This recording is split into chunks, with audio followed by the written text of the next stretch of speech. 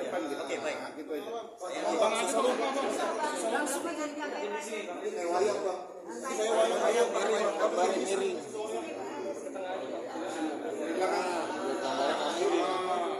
Itu Oke, mau baik. ganteng bang. Baik. Saya selaku tim ya, salah satu tim dari Bang Rasman ya, kita sudah mengajukan permohonan eksepsi. Oke, dan permohonan kita sebenarnya untuk menyusun eksepsi adalah 2 minggu. Tetapi majelis hakim kalau waktu 2 minggu itu yang jatuh nanti tanggal 26 Desember itu kan sudah cuti bersama. Jadi diberikanlah 12 hari yaitu jatuh pada tanggal 24 Desember 2024. Jadi saya rasa cukup ya waktu untuk kita tim seluruhnya untuk menyusun eksepsi. Jadi kita terima kasih kepada ketua majelis yang mungkin agak galak ya, saya perhatikan ya. Tapi bagus ya, karena kenapa? Yang kita bela ini adalah advokat. Ya, yang kita bela ini adalah advokat, yang dimana advokat ini dilindungi oleh putusan konstitusi Mahkamah Konstitusi nomor 26 tahun 2013, di mana advokat ini saya pertegas ya, di mana advokat nggak bisa dituntut baik di luar maupun di dalam sidang pengadilan. Itu sajalah ya kita perkuat di situ saja. Jadi kalau saya lihat hakim yang galak ini dia harusnya mematuhi amanah konstitusi. Jadi saya rasa mudah-mudahan eksepsi kita akan menyentuh di sana ya terkait dengan putusan MK. Kita akan pertegas itu di dalam eksepsi kita. Ya saya rasa cukup ya dari saya. Saya ke Bang Lihat. Terima kasih, silakan Bung Lihat. Begini ya, kenapa saya minta mereka berbicara? Karena jujur ketika kami rutin Zoom, itu pendapat itu benar-benar dinamik, tapi semua pada konteks substansi hukum. Jadi ini yang saya katakan ini adalah pertaruhan para lawyer, dan karena itu semua saya berterima kasih atas partisipasi yang kuat dari pendapat hukum. Silakan Bung Rehat. Baik, terima kasih. Perkenalkan saya Rektor Barat, saya sebagaimana tadi yang kita sama-sama saksikan dengan rekan-rekan wartawan bahwa hari ini adalah dilakukan pembacaan dakwaan oleh penuntut umum terhadap klien kita Pak Osman Arif Nasution sebagaimana diancam dengan pasal 273 junto pasal 453 Undang-Undang Elektronik dan Transmisi yang sebagaimana telah dilakukan tadi, setelah kita dengan cermat dan mendengar semua tadi dakwaan yang dibacakan oleh para majelis oleh penuntut umum, maka juga tadi majelis hakim yang mulia yang kita dalam menangani perkara ini menanyakan ke kita, apakah dalam dakwaan ini para penasihat hukum maupun terdakwa melakukan eksepsi. Jadi dalam hal waktu yang singkat tadi kita mencoba langsung berdiskusi langsung dengan kami Dr. Ran dan juga dengan semua tim. Akhirnya ketua tim kita Dr. Lecumana memutuskan bahwa kita akan melakukan eksepsi terhadap dakwaan tersebut. Yang perlu mungkin kami sampaikan di sini, apa alasan kami melakukan eksepsi terhadap dakwaan tersebut? Karena tadi sudah jelas bahwa klien kami ini pada terangnya adalah seorang advokat, yang dimana tadi seperti diterangkan kita bahwa di dalam undang-undang advokat itu jelas, mungkin supaya lebih jelas ya kita bacakan secara detail supaya semua ini masyarakat Indonesia mengetahui ya. Dalam Undang-Undang Advokat mengatakan bahwa advokat itu punya hak imunitas, di mana terdapat dalam pasal 16 Undang-Undang Advokat nomor 18 tahun 2003, junto putusan Mahkamah Agung, junto putusan Mahkamah Konstitusi nomor 26 tahun 2013 yang menyatakan jelas ini ya bahwa advokat tidak dapat dituntut baik secara perdata maupun pidana dalam menjalankan tugas profesinya. Jelas itu ya, jelas. Dengan etikat baik untuk kepentingan pembelaan klien di dalam maupun di luar pengadilan. Inilah yang kita akan uji di dalam proses persidangan ini. Bahwa klien kami inilah selaku melakukan conference pers terhadap waktu itu yang ditangani adalah kliennya adalah Hakim adalah seorang jelas ditunjuk berdasarkan surat kuasa.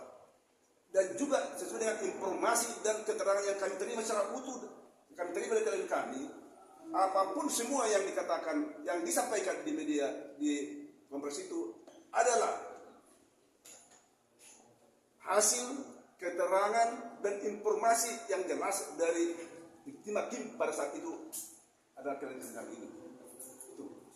Adapun hal tersebut dilakukan adalah atas keinginan seutuhnya oleh pada tim hakim, bukan keinginan daripada klien kami, Dr. Ran. Itu yang dasarnya kami kenapa ini yang harus kita uji, karena advokat di Indonesia cukup banyak. Jangan sampai nanti banyak korban-korban advokat dalam melakukan suatu profesinya bisa jadi begini. Ini yang saya sendiri sebagai pribadi, di samping bahwa Dr. Adil sudah sangat saudara saya dan rekan saya, tapi saya sebagai profesi pengacara ini harus membela dengan sungguh-sungguh. Saya pikir seorang advokat harus membela ini. Kenapa? Ini adalah diatur dalam undang-undang. Apakah undang-undang itu diakui lagi? Apa gimana? Ini harus jelas, ini kan? Apakah putusan MK ini sudah diakui atau harus diabaikan dalam hal ini? Ya, ini yang harus, inilah dasar kami melakukan eksepsi tersebut. Dan masih banyak hal-hal yang lain yang nanti yang masih mungkin kita akan uraikan di dalam sesi kita. Mungkin untuk itu mungkin saya akan bisa dilanjutkan oleh klien kita Dr. Arvis. Ini dosen bidang hukum di Bandung. Silakan Pak Dokter. Ya, terima kasih. Tolong ya, ini sangat penting semua uraiannya. Ya. Oke, Pak. Jadi di dalam uraian dakwaan tidak-tidaknya ada dua unsur utama dalam satu tindak pidana, yaitu actus reus dan mens rea. Ternyata di dalam konsep ini kita tidak menemukan adanya perbuatan pidana yang dilakukan oleh Dr. Ran selaku penerima kuasa. Di dalam undang-undang advokat sudah jelas dibatas-batasi apa yang dilakukan oleh advokat itu adalah merupakan suatu tindakan hukum yang mana seorang klien memberikan kuasa tidak bisa diindikkan antara klien dengan advokat. Jadi sehingga peristiwa tadi yang kita lihat adalah hanya dongeng, ya, kalau saya lihat hanya dongeng. Kita bandingkan bagaimana orang lain yang menghina seorang presiden tidak pernah ada ditutup di dalam persidangan. Ini antara advokat dengan advokat, ini hanya soal gengsi menurut saya. Ini soal gengsi. Ya, seharusnya ini tidak masuk ke ranah peradilan, ya. Kalau kita bukakan, ini akan membuka satu aib yang luar biasa. Ya, seharusnya sidang ini sidang tertutup. Ya, kalau menurut saya, ya. Kita lihat tadi bahasanya ada yang dipotong-potong oleh JPU yang tidak disampaikan. Apabila disampaikan, saya kira ini persidangan suruh semua keluar. Ya. Dan satu lagi, bahwa ini kontra daripada alat bukti yang disampaikan oleh JPU. Sebenarnya Dr. Ran ini punya alat bukti yang lebih daripada itu. Tapi nantilah untuk konsep apabila eksepsi kami tadi tidak diterima, tidak dikabulkan, maka ini akan blondir kepada hal-hal yang akan kita buktikan. Tapi semoga eksepsi ini untuk menyangkut pada perlindungan hukum terhadap advokat, mudah-mudahan majelis hakim bisa mengabulkannya supaya jangan terjadi lagi hal-hal begini terhadap advokat. Ya, saya selaku dosen dan selaku pengajar PKPA terhadap organisasi advokat, beberapa organisasi advokat sangat malu, saya kira. Kita lihatlah ya, yang bertengkar ini adalah advokat-advokat yang nasional, bukan ecek-ecek. Bagaimana kalau kami ini sebagai advokat ecek-ecek, apa jadinya? Jadi sekali lagi mudah-mudahan ini didengar pula oleh pelapor atau saksi pelapor supaya menekanlah untuk kondisi-kondisi ini tidak mengungkapkan lagi hal-hal yang lain. Ya, supaya ini contoh kepada advokat-advokat lain tidak mengumbar hal-hal yang aib atau mengumbar hal yang memberikan suatu tindakan-tindakan terhadap advokat lain. Bagaimanapun seorang advokat dalam undang-undang itu harus dilindungi. Ya, demikian saya kira. Kalau Bang Rahman punya Dokter Foni ada? Dokter Foni. Ini sebentar. Ada Sri Kandinya juga ada. Sebentar. Enggak. Ini perlu untuk pendalaman semua. Siap. Nanti saya Dewan Pengawas Kode Etik ini. Siap. Serius, ini Dewan Pengawas Kode Etik. bisa advokat didakwa. Nah, karena kemarin Bang Rasman tersangkanya cukup lama, makanya kita harus melanjutkan dengan menyelesaikan di pengadilan agar jelas keputusannya. Nah, di eksepsi nanti kita akan urai semua peristiwa. Kita mendengar tadi bahwa Iklim Hakim mengakui bahwa dia adalah memberikan surat kuasa kepada Bang Rasman dan mencabut surat kuasa itu. Kenapa tidak diakuinya lagi bahwa dia pernah memberikan kuasa? Ini juga menjadi persoalan. Nah, di dalam pembacaan dakwaan kita tahu bahwa ini sangat kabur, indikasi ya tidak profesional penyidiknya, ya mungkin ada keberpihakan penyidik yang sudah kita laporkan kepada propam yang sedang diproses. Dan ini juga kita ingin menguji di pengadilan ini seperti apa sebenarnya konstruksi hukum yang sebenarnya sesuai dengan aturan undang-undang yang ada tertuang di MK. Kalau begini kita menegak keadilan, memberikan bantuan hukum sesuai yang diinginkan oleh klien. Dalam statement Bang Rasman selalu bismillah, moga-moga keadilan ditegakkan. Tidak ada menuding, tidak ada kata-kata yang menjas. Nah, mungkin hal ini kita sayangkan terjadinya peristiwa seperti ini. Mudah-mudahan ini pertama dan terakhir untuk seorang avokat yang diadili, didakwa dengan hal yang tidak jelas, hal yang kabur. Dugaannya, dakwaannya itu kabur kabur sekali gitu. Dan mudah-mudahan eksepsi ini peristiwa hukum ini dibatalkan demi hukum dengan melalui eksepsi. Mungkin itu yang bisa kami tuangkan. Ini sudah jelas bahwa kapasitas Bang Rasman adalah sebagai seorang avokat. Terima kasih. Mudah-mudahan ketegasan dan ini dari hakim membuat peristiwa ini menjadi terang-benderang. Baik, ada pertanyaan.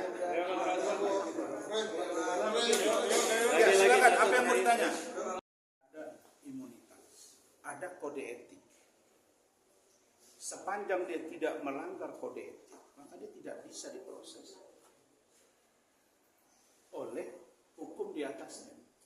Begitu juga dengan wartawan, punya kode etik jurnalistik.